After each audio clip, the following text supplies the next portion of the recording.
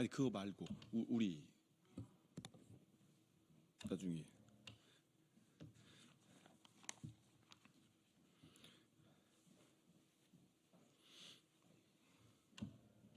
혹시 필요할까 해서 시작할까요?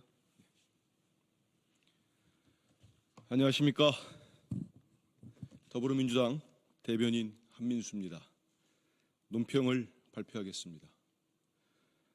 황제 출장 조사에 이어 면죄부까지 스스로 갖다 바친 검찰은 수사할 자격이 없습니다.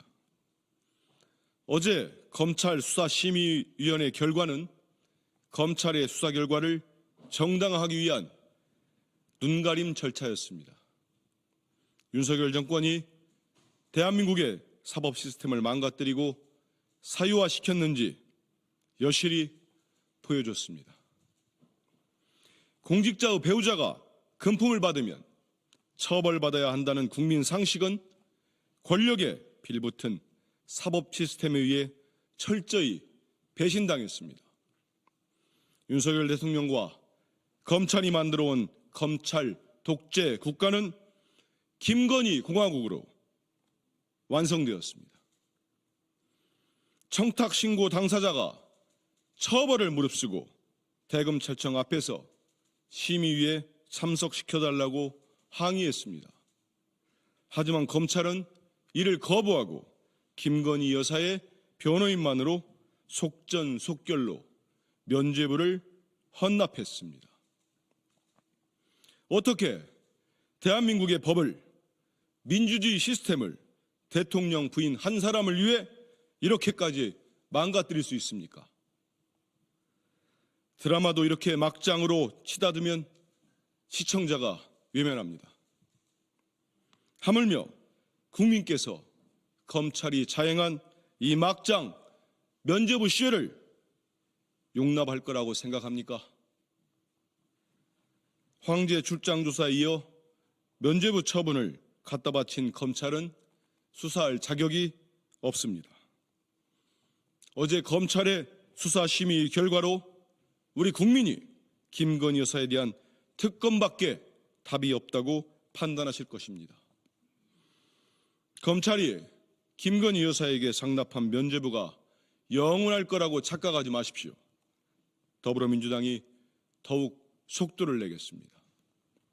청탁금지법 위반, 뇌물수수, 직권남용, 증거인멸, 알선수재, 변호사법 위반 등 이번 수사심의위원회 논의 대상이었던 혐의와 더불어 대한민국의 민주주의 시스템을 망가뜨린 공천 개입 의혹까지 모두 응당한 처벌을 받게 하겠습니다.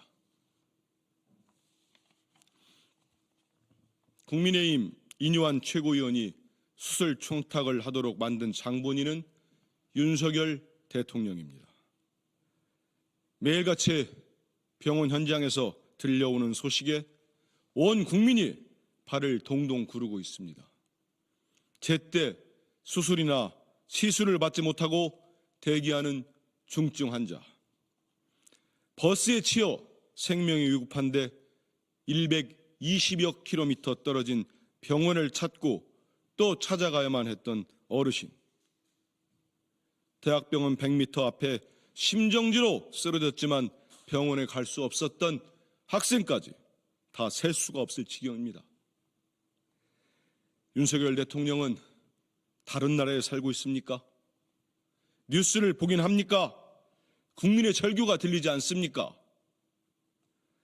이번 의료대란에 대해 책임 있는 정부 관계자들은 응급실 뺑뺑이가 사실이 아니라며 명확한 근거를 제시하라고 합니다.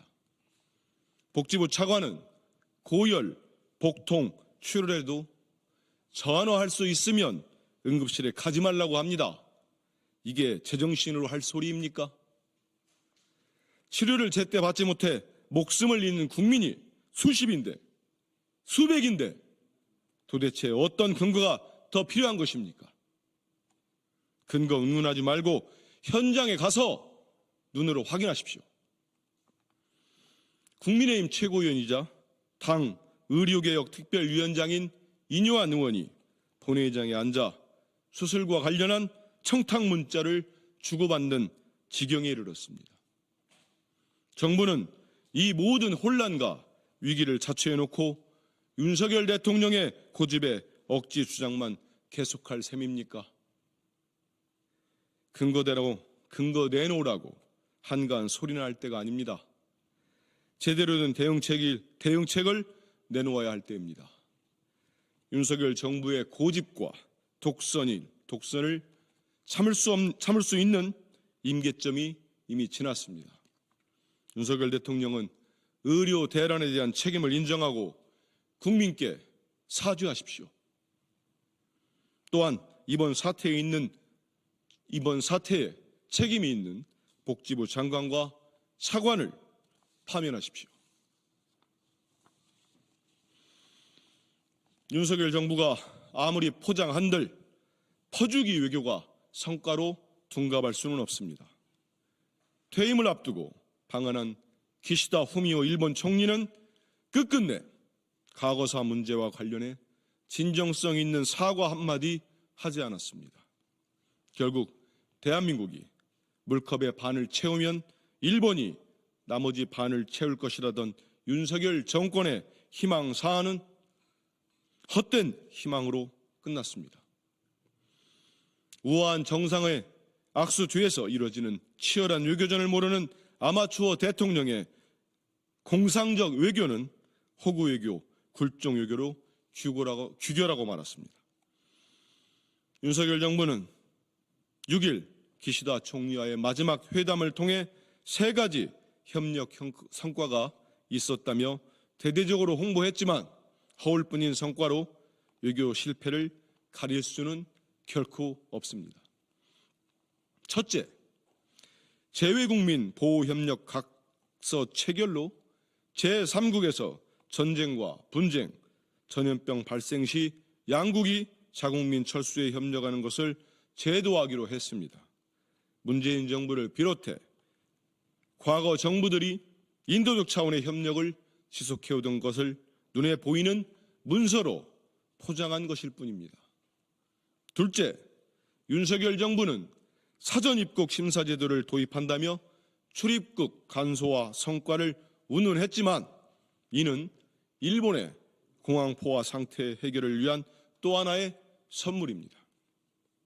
셋째, 일본 강제동원 희생자들이 탑승했다 침몰한 우카시마 승선자 명부 제공에 대해 윤석열 정부는 일본이 과거사에 대해 진정성 있는 태도를 보인 것처럼 포장했습니다. 하지만 강제동원 누락으로 논란이 된 사두광산 조선인 희생자 명부는 받지도 못했습니다. 일본에게서 얻어낸 소품 수준의 기념품을 성과로 포장하지 마십시오. 일본은 윤석열 정부가 넘겨준 물컵의 반을 채우는 것이 아니라 아예 엎어버리고 말았습니다. 또한 이런 허울뿐인 성과를 강변한다고 해서 대일 굴종 외교라는 우리 국민의 평가를 뒤집을 수는 없습니다. 윤석열 대통령은 제발 냉엄한 외교 현실을 직시하십시오. 국민은 외교의 문효한인 대통령의 호구 외교, 일본 추종 외교가 정말로 부끄럽습니다. 이상입니다.